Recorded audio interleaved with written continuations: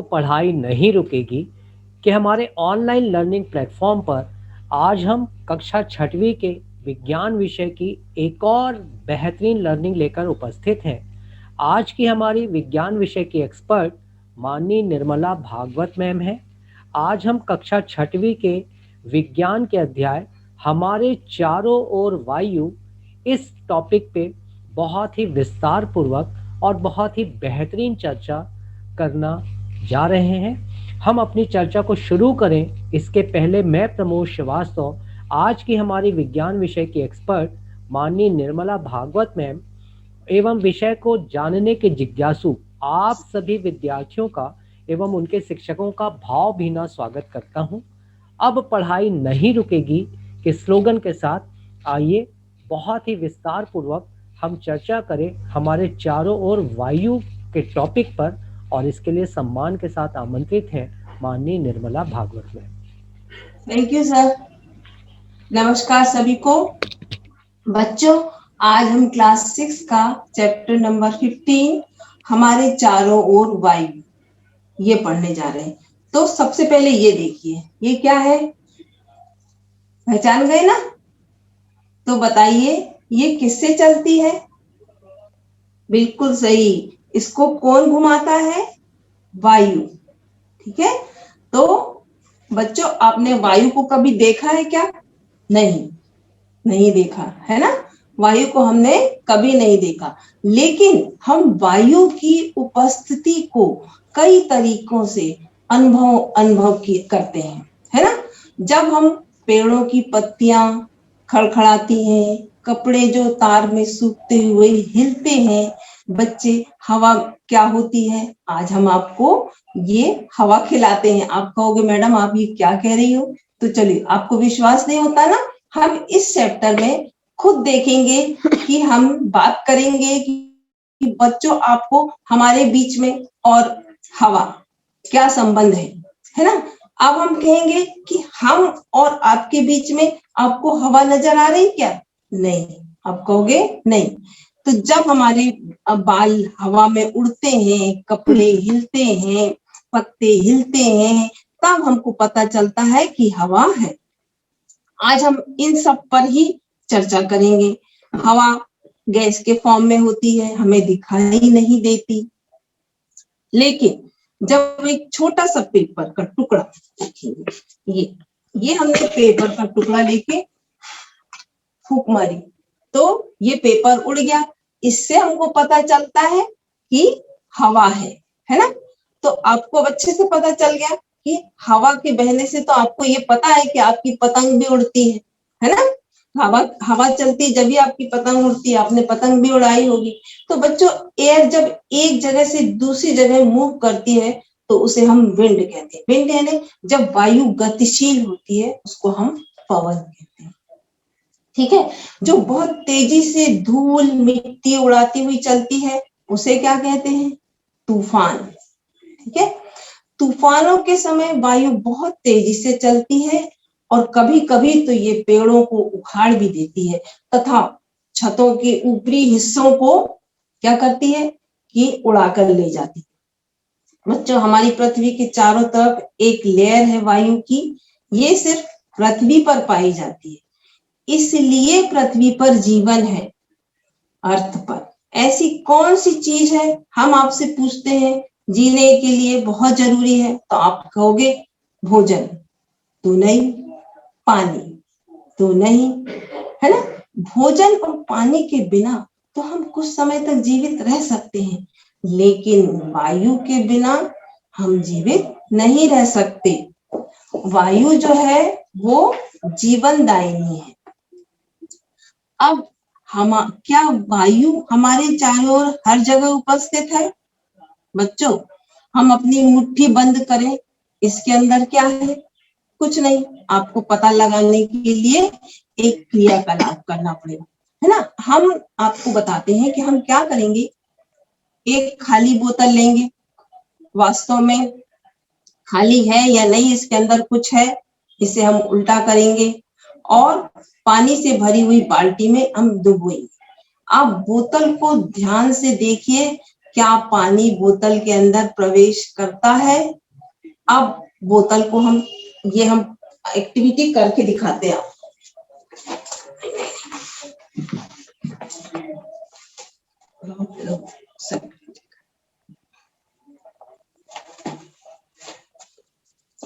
ये देखिए, ये दिख रहा है, ये पानी का हमारा टब है और ये है हमारी बॉटल। तो ये बॉटल को हमने डाला सीधे, देखिए अब ये निकाला, ऊपर करो। अब इसको हमने क्या किया, बोतल को प्रवेश किया। अब इसके बोतल में क्या है, बोतल में कुछ नहीं है, ये देखिए खाली। अब हम क्या करेंगे, बोतल को थोड़ा सा तिरछा करेंगे। देखिए ये आपको बुलबुले दिख रहे हैं। अब पानी बोतल में प्रवेश करता है। क्या आप बोतल के कुछ बुलबुले को देख रहे हैं बाहर आते हुए, कुछ बाहर सुनाई दे रही है? हाँ, आप अनुमान लगा सकते हैं कि बोतल के अंदर क्या था। हाँ, बिल्कुल सही, आपने सही अनुमान लगाया कि बोतल के अंदर क्या थी, वायु थी, है ना। यह वायु है जो बोतल में उपस्थित थी।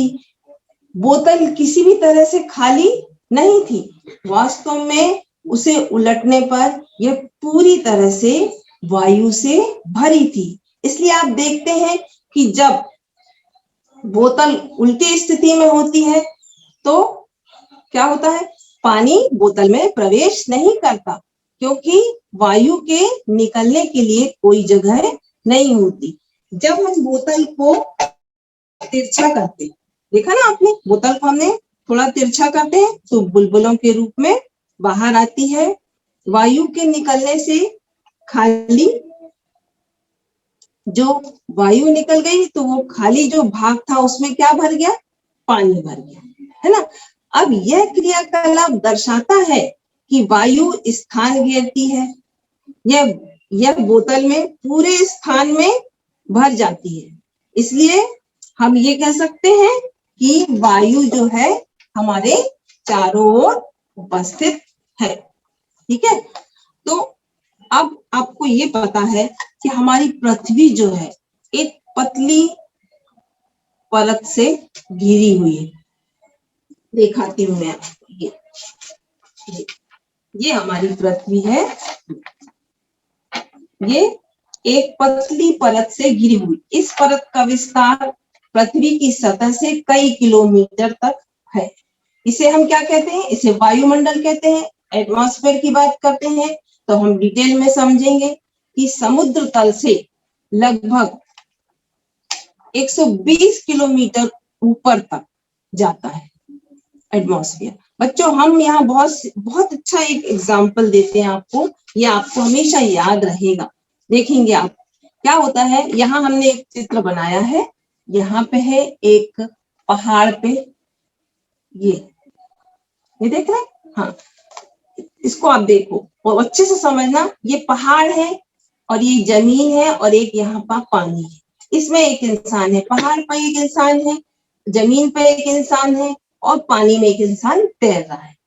तो जो एयर का प्रेशर है वो पहाड़ पर जो इंसान है उसको भी लग रहा है, जो जमीन पे है उसको भी लग रहा है और जो नदी में तैर रहा है उसको भी लग रहा है। लेकिन प्रेशर का मतलब दबाव, तो आप अच्छे से समझ सकते हैं कि पहाड़ पर प्रेशर कम लग रहा है और जमीन पर प्रेशर ठीक ठीक है, इसलिए हम जमीन पर हमें ज्यादा तकलीफ नहीं होती। और पानी में प्रेशर बहुत अधिक है इसलिए हम डूब जाते हैं। पहाड़ों पर प्रेशर कम होता है। जब हम कभी बीमार होते हैं तो हमें डॉक्टर कहता है ना कि जाओ अपने हवा पानी बदल लो, और हम क्या करते हैं कि हम जगह हिल स्टेशन पर घूम कर आते हैं, है ना। बच्चों जैसे जैसे हम ऊपर जाते हैं तो हवा कैसी होती है, विरल होती जाती है ना, यानी पतली होती जाती है। तो आपने ये देखा होगा कि गोताखार जो होते हैं, जो वो क्या करते हैं, अपने साथ एक ऑक्सीजन सिलेंडर लेकर चलते हैं, है ना। ये तो जब अपन पहाड़ पे जो जाते हैं तो क्यों, ऐसा क्यों होता है, क्यों इसलिए होता है कि एटमॉस्फेयर जो होती है में ऑक्सीजन जितनी होना चाहिए वो कम होती जाती है, इसलिए वो अपने साथ क्या करते हैं, सिलेंडर, ऑक्सीजन सिलेंडर लेके जाते हैं, क्योंकि ऑक्सीजन का प्रॉपर अमाउंट उनकी बॉडी में को ऑक्सीजन नहीं मिल पाती है ना। तो बच्चों, हम जो भी हम खाना खाते हैं वो पचता है, जैसे हम ऑक्सीजन लेते हैं तो ऑक्सीजन हमारे पचे हुए भोजन को रिएक्ट करती है और तुरंत कार्बन डाइऑक्साइड बनाती है, और वायु में उपस्थित ऑक्सीजन का उपयोग हम ग्लूकोज जो होता है वो कार्बन डाइऑक्साइड और जल में विखंडन के लिए किया जाता है, इसमें ऊर्जा मुक्त होती है। जब हम खाना खा के काम करते हैं तो दौड़ते भागते हैं तो हमें पसीना आता है ना, तो जो वो वाटर वेपर के फॉर्म में, गर्मी हीट के फॉर्म में बॉडी के बाहर निकल जाता है। तो बच्चों, अनेक वायु जो है, अब हमको ये बताओ कि वायु किससे बनी है। तो वायु जो है वो इससे बनी है, आपको पता है, अनेक प्रकार की गैसों से बनी है, जिसमें नाइट्रोजन का है 78% है, ऑक्सीजन 21% और बाकी की गैसें जो है 1% है ना, हीलियम, ओजोन और कार्बन डाइऑक्साइड, है ना। अब हम एक एक करके इसको पढ़ेंगे कि वायु किससे बनी है ना। तो ये देख लिया आपने, ये वायु के संगठन का, संरचना का चित्र है, ठीक है। अब हम देखेंगे कि वायु जो है जलवाष्प, पिछले अध्याय में भी हमने पढ़ा था कि जलवाष्प, वायु में जलवाष्प उपस्थित होती है। सूर्य की गर्मी से जब सागर, महासागर, नदियों का पानी गर्म होकर भाप बनता है और ये वेपर आगे जाके क्या बन जाती है, वायु बनती है। जैसे फैक्ट्री का धुआं, ये सब मिट्टी मिक्स हो जाती है तो वायु किसी ठंडे पृष्ठ से संपर्क में आती है तो उसमें उपस्थित जलवाष्प ठंडी होकर संघनित हो जाती है, हमने पिछले अध्याय में पढ़ा है ना, तथा जल की बूंदें ठंडे पृष्ठ पर दिखाई देती है, तो हम कहते हैं कि यह जलवाष्प। प्रकृति में जल चक्र के लिए वायु में जलवाष्प का होना बहुत जरूरी है। अब दूसरी चीज वायु में क्या है, दूसरी चीज है ऑक्सीजन। तो हम आप देखते हैं कि ऑक्सीजन, एक एक्टिविटी करेंगे इसमें, हम देखेंगे, है ना, क्या करना है इसको हमको, इसमें हम बता रहे हैं, ये देखते हैं करते, एक सेकेंड हर बोल करा इससे दिखाना। हम एक एक्टिविटी कर रहे हैं। अब हमने दो समान आकार की मोमबत्तियां ली हैं, उनको हम जला लेते हैं। ये जला रहे हैं हम, ये देखिए, ठीक है। अब एक मोमबत्ती पर क्या करेंगे हम, कांच का ग्लास उल्टा रख देंगे, आपको दिखेगा, देखिए, देख रहे हैं आप, खुद महसूस करिए, देखिए। अब हम देख रहे हैं कि जो ग्लास से ढकी मोमबत्ती है वो कुछ देर बाद बुझ गई, आपको भी दिख रहा है, और जो ग्लास से नहीं ढकी है तो वो जल रही है। इसका कारण क्या हो सकता है?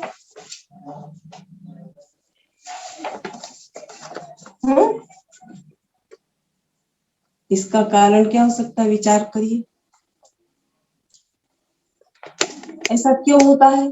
ऐसा इसलिए होता है कि ग्लास से जो ढकी हुई मोमबत्ती थी वो इसलिए बुझ जाती है, उसमें वायु में वह घटक जो मोमबत्ती के जलने में सहायक है वह सीमित है, और मोमबत्ती जलने से कुछ देर बाद समाप्त हो जाता है।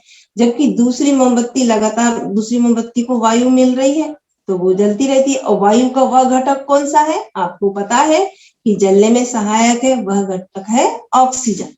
तो आपको ये पता है ना कि ऑक्सीजन जलने में सहायक होती है। तो हमने ये क्रियाकलाप करके देखा। अब हम देखेंगे कि नाइट्रोजन है ना, एक और गैस भी है जो वायु में कौन सी उपस्थित है। हमने देखा ना अभी 78% नाइट्रोजन का है। तो जब हम एक बंद कमरे में मतलब हम देखते हैं कि वायु में कौन कौन से घटक है। पहला हो गया हमारा जल वाष्प, दूसरा हो गया हमारा क्या ऑक्सीजन, तीसरा हो गया हमारा नाइट्रोजन। तो आपने मोमबत्ती के बुझने के आपने ये देखा ना कि मोमबत्ती को हमने देखा तो एक मोमबत्ती तो हमने ग्लास ढाका तो उसमें वो बुझ गई और एक जल रही थी। तो बुझने के बाद भी उसमें कुछ वायु का भाग था जो शेष रह जाता है ना। वह ये सूचित करता है कि वायु के जो कुछ ऐसे अवयव हैं जो जलने में सहायक नहीं होते, है ना। तो वायु का एक बड़ा भाग क्या था, हम मोमबत्ती को जलने में उपयोग नहीं हुआ, वो था नाइट्रोजन। ठीक है, अब आते हैं हम कार्बन डाइऑक्साइड की तरफ। तो जब एक बंद कमरे में कोई पदार्थ जल रहा है तो आपको घुटन महसूस होती है ना। यह घुटन क्यों महसूस होती है? आपको पता है कि यह कमरे में कार्बन डाइऑक्साइड की अधिक मात्रा के एकत्र होने के कारण हुई। तो लगातार किसी वस्तु को जलने के कारण बनती है। ठीक है, अब हमेशा हमको सलाह दी जाती है कि फसलों के अवशेष व सूखी पत्तियों को नहीं जलाना चाहिए, क्योंकि इसमें क्या होता है, वायु प्रदूषित होती है। ठीक है, तो कार्बन डाइऑक्साइड की मात्रा भी है हमारे वायु में। ठीक है, अब धूल और धुआं भी है ना। ईंधन तथा पदार्थों के जलने से धुआं भी प्राप्त होता है और धुएं धूल में भी धूल के कण, उसमें कुछ सूक्ष्म कण मिले होते हैं, है ना। ये पदार्थ हानिकारक होते हैं। इसके कारण फैक्ट्री की लंबी चिमनियां देखी है ना आपने, तो ये चिमनियां जो होती हैं हानिकारक पदार्थों को बाहर ले जाती है, ऊपर तरफ ले जाती हैं।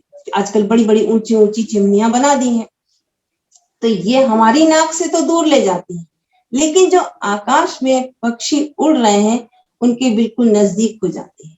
ठीक है, तो वायु में धूल के कण हमेशा उपस्थित रहते हैं। बच्चों, हम एक क्रियाकलाप तो करेंगे, आप घर में कर सकते हैं। क्या करना है कि आपको एक अच्छा धूप वाला कमरा देखना है और उस कमरे में अंधेरा कर दें और जिस दिशा से सूर्य निकल रहा है उस दरवाजे पे या खिड़की पर कुछ छोटा सा खोल दें, जिससे सूर्य का प्रकाश की एक पतली सी झिरी कमरे के अंदर आ सके। तो अंदर आती हुई सूर्य की किरणों को देखें तो हम देखेंगे कि सूर्य की किरणों में कुछ छोटे छोटे चमकीले कण तेजी से घूम रहे हैं। ये कण क्या है, ये देखते हैं, ये देखते। तो जब हम अपने घर पर धूप वाला एक कमरा देखेंगे, उस कमरे पर हम पूरा अंधेरा करते और जिस दिशा से सूर्य का प्रकाश आ रहा है तो उस ओर के दरवाजे या खिड़की को बिल्कुल थोड़ा सा खोलेंगे और सूर्य का प्रकाश एक पतली सी झिरी के द्वारा कमरे में अंदर आ सके। अंदर आती हुई सूर्य की किरणों को जो हम देखेंगे तो देखेंगे कि सूर्य की किरणों में कुछ छोटे छोटे चमकीले चमकीले कण तेजी से घूम रहे हैं। ये कण क्या है?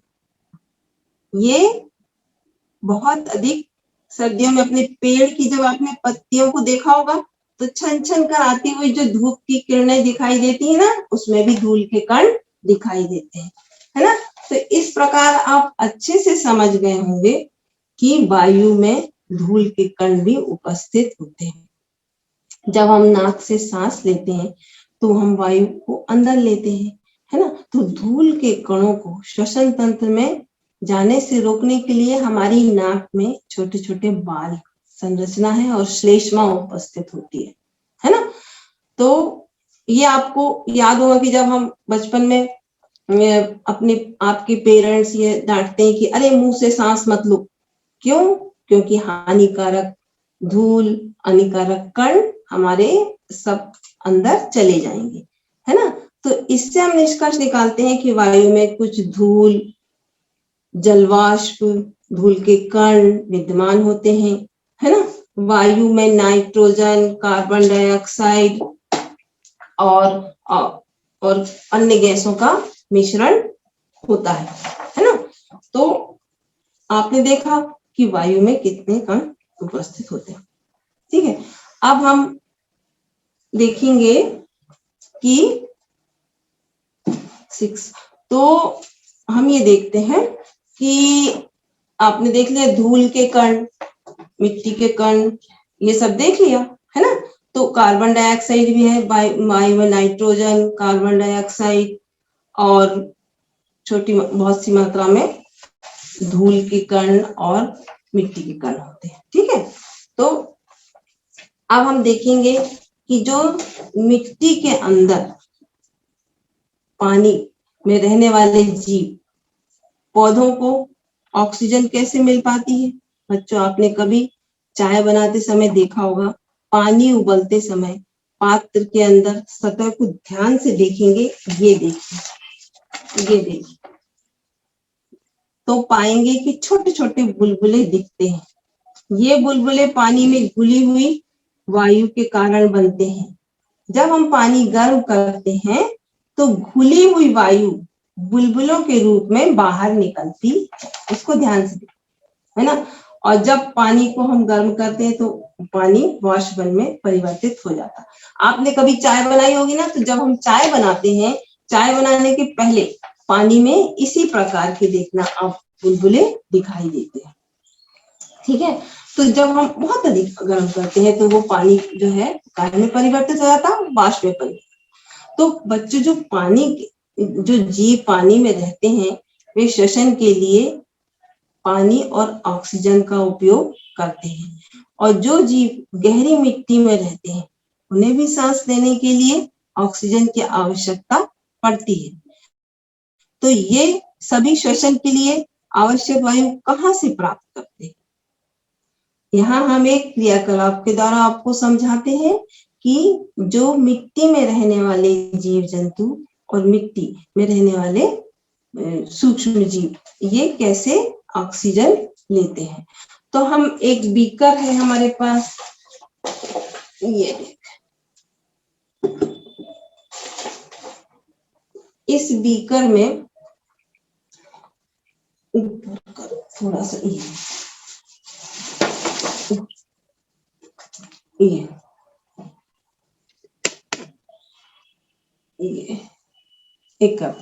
एक बीकर लिया हमने और इसको हमने क्या किया, देखिए आपको इसमें कुछ बुलबुले दिखाई दे रहे हैं, वो उधर से उतना अच्छे से नहीं दिखाएंगे, लेकिन यहाँ पर हमने एक मिट्टी का ढेला डाला पानी में, तो बुलबुले निकलते जा रहे। तो ये बुलबुले किसके थे, मिट्टी के अंदर वायु थी। जब मिट्टी के ढेले पे पानी डाला जाता है तो उसमें उपस्थित वायु विस्थापित हो जाती है, जो हमें बुलबुलों के रूप में दिखाई देती है। ठीक है, ये दिख रहे हैं पर इतने अच्छे से नहीं दिख रहे आपको, देखिए है ना। तो मिट्टी के अंदर पाए जाने वाले जीव, पौधे, जड़ें ये श्वसन के लिए इसी वायु का उपयोग करते हैं, कि जो मिट्टी के अंदर वायु थी ना उसी।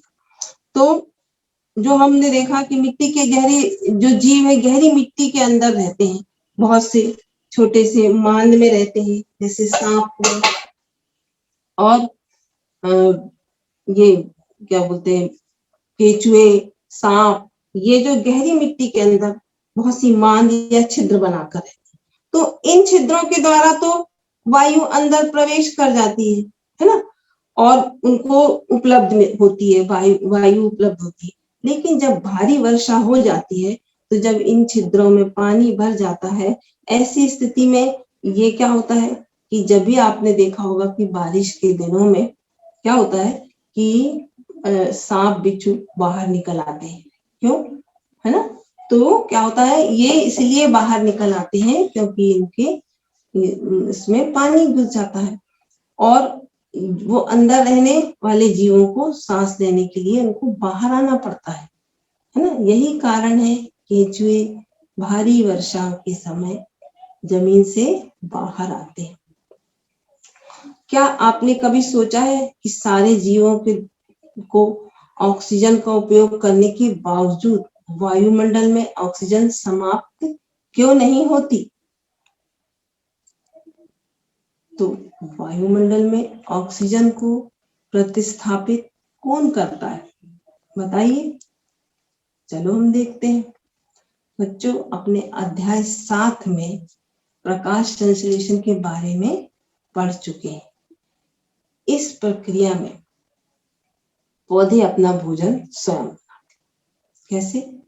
सूर्य का प्रकाश, हमारे द्वारा छोड़ी गई कार्बन डाइऑक्साइड, जल, क्लोरोफिल की उपस्थिति में, सूर्य की उपस्थिति में फोटोसिंथेसिस क्रिया होती है, प्रकाश संश्लेषण की क्रिया होती है। इसमें पौधे जो है वो अपना भोजन स्वयं बनाते हैं और साथ ही क्या करते हैं, ऑक्सीजन उत्पन्न करते हैं, है ना। हमने पिछले अध्याय में पढ़ा कि प्रकाश संश्लेषण बारे में आपने पढ़ चुके हो। तो इस प्रक्रिया में पौधे अपना भोजन स्वयं बनाते हैं तथा साथ ही क्या करते हैं, ऑक्सीजन उत्पन्न होती है। तो बच्चों, हमारा और प्लांट का एक दूसरे का अनोखा बंधन है। कैसे कैसे कहेंगे कि जब हम क्या करते हैं, ऑक्सीजन लेते हैं और हमको ये ऑक्सीजन कौन दे रहा है, प्लांट दे रहा है। ठीक है, हम ले रहे हैं और प्लांट हमको ऑक्सीजन दे रहा है। इसी तरह कार्बन डाइऑक्साइड हम छोड़ रहे हैं, उसको कौन ले रहा है, प्लांट कार्बन डाइऑक्साइड को ले लेते हैं। इसी बैलेंस के कारण कभी भी ऑक्सीजन का लेवल गड़बड़ाता नहीं है। इसी तरह से प्रोसेस चलती रहती है रेस्पिरेशन की। अगर हम पेड़ काटते रहेंगे तो आगे दिक्कत आएगी। तो जो कि हमारे द्वारा छोड़ी गई कार्बन डाइऑक्साइड को कोई लेने वाला नहीं होगा और ऑक्सीजन प्रोड्यूस करने वाला भी कोई नहीं होगा। तो बेटा, बच्चों, समय रहते हमें इसका जागरूक होना है कि हमारा ऑक्सीजन का लेवल जो है वो बिगड़े नहीं, प्रकृति का संतुलन बना रखे। कैसे? कि हमें पेड़ काटने से बचाना है। अब आपको क्या करना है, एक प्रण लेना है कि प्रत्येक बच्चा 2 पेड़ जरूर लगाए अपनी लाइफ में, है ना। और कैसे पेड़ लगाना है, ऐसे पेड़ लगाना है जो हमको अधिक मात्रा में ऑक्सीजन दें। अब बताइए वो पेड़ कौन कौन से हैं, हमने बता चुके हैं आपको, लेकिन फिर हम बता रहे हैं आपको। वो पेड़ हैं पीपल, नीम, बरगद, बांस के पेड़, है ना। ये हमें ज्यादा से ज्यादा लगाना है और हमें ऑक्सीजन का बैलेंस बना के रखना है। ये जो पेड़ हैं ये कैसे हैं, ऑक्सीजन लेने वाले पेड़ हैं। इनको अवश्य करके लगाने के लिए आपको जागरूक करना है, क्योंकि ऑक्सीजन का लेवल बिगड़ना नहीं चाहिए। अब हम ये अनुभव कर सकते हैं कि पृथ्वी पर जीवन के लिए जो है वायु कितनी आवश्यक है। अब हम आगे बढ़ते हैं वायु के उपयोग। तो वायु जो है हमें अनवांटेड सूर्य की किरणों से बचाती है, मतलब अल्ट्रावायलेट सूर्य की किरणें जो है वो हमको डायरेक्ट नहीं पाती है, तो हमको कौन बचाती है, वायु। ठीक है। अब एक और चीज है कि प्लांट के जो बीज होते हैं, जैसे तुलसी के बीज आपने देखे हैं ना, तो वो तुलसी जो है वो बीज झड़ जाते हैं तो छोटे छोटे पौधे हो जाते हैं। उसी प्रकार जो बीज जो है हवा में उड़कर एक जगह से दूसरी जगह पहुंच जाते हैं और पेड़ जो होते हैं क्या होते हैं, लगते हैं, अपने आप उग जाते हैं, है ना। ये तो देखा आपने कि आपने उड़ते हुए भी देखा होगा कि जो आप उसके साथ रुई का कपास का जो था ना उसका देखा होगा आपने, उसके साथ बीज लगा रहता है और वो उड़ते जाता है। ठीक है। अब पवन चक्की को हमने दिखाई, ये हम आपको पवन चक्की का एक मॉडल दिखा रहे हैं।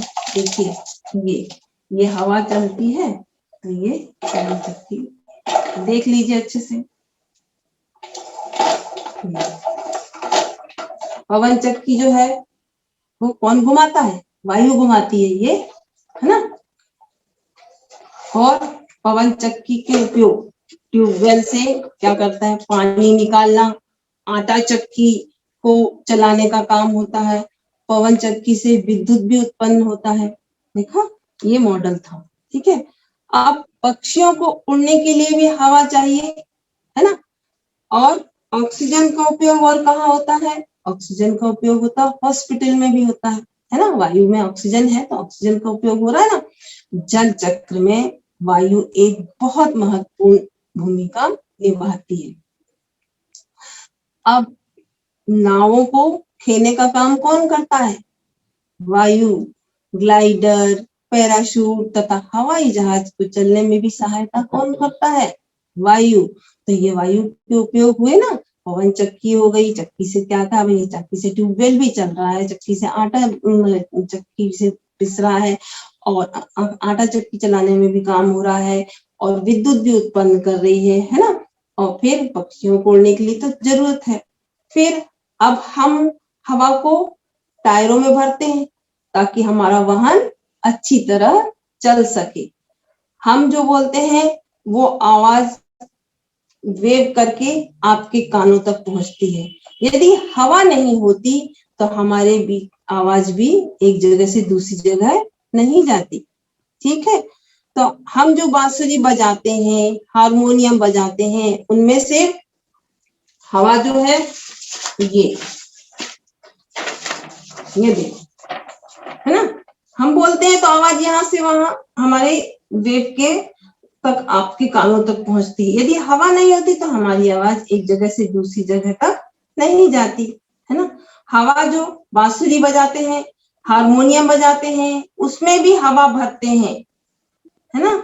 गिटार, सितार पूरा खाली तरह होता है, छेद होता है। ये सब हवा से चलने वाले म्यूजिकल इंस्ट्रूमेंट्स होते हैं।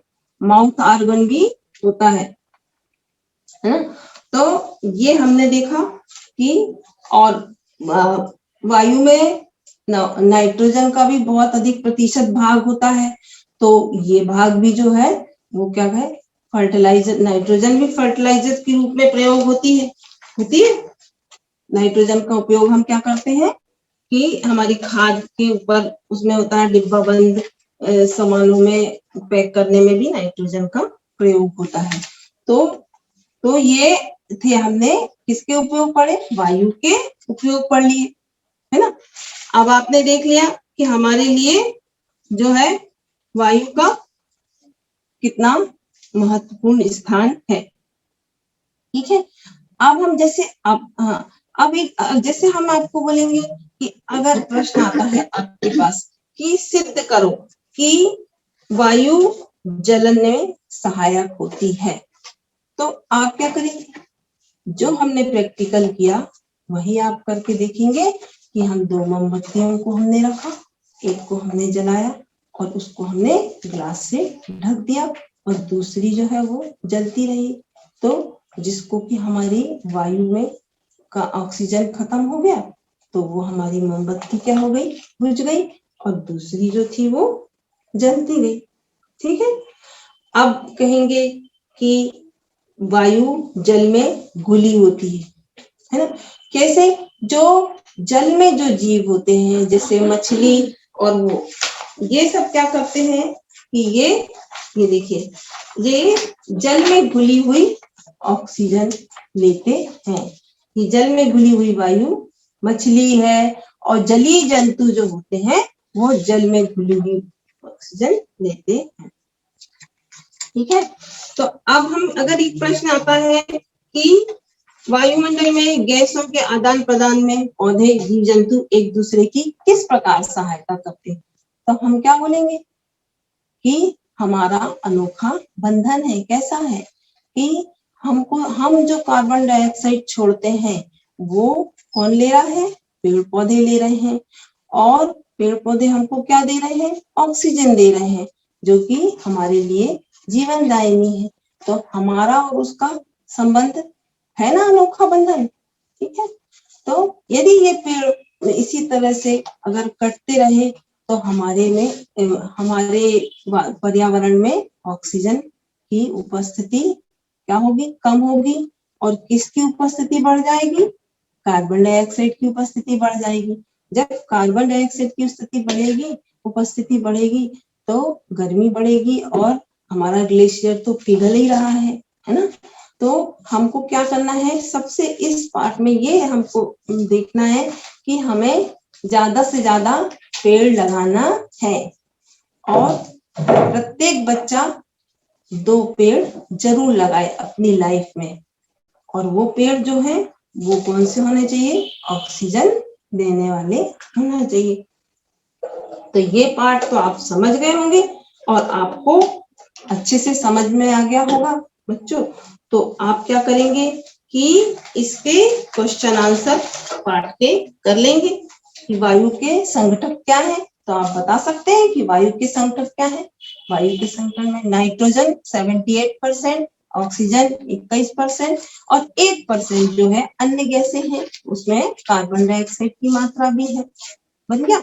दूसरा प्रश्न जाएगा कि वायुमंडल में कौन सी गैस श्वसन के लिए आवश्यक है।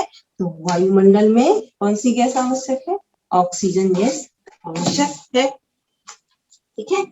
और फिर आप ये दोनों एक्टिविटी देख सकते हैं और आप घर में कर सकते हैं। एक मिट्टी के ढेले को भी अगर आप पानी में डालेंगे तो उसमें से बुलबुले उठते आपको दिखाई देंगे। इसका मतलब क्या है कि मिट्टी में भी ऑक्सीजन होती है।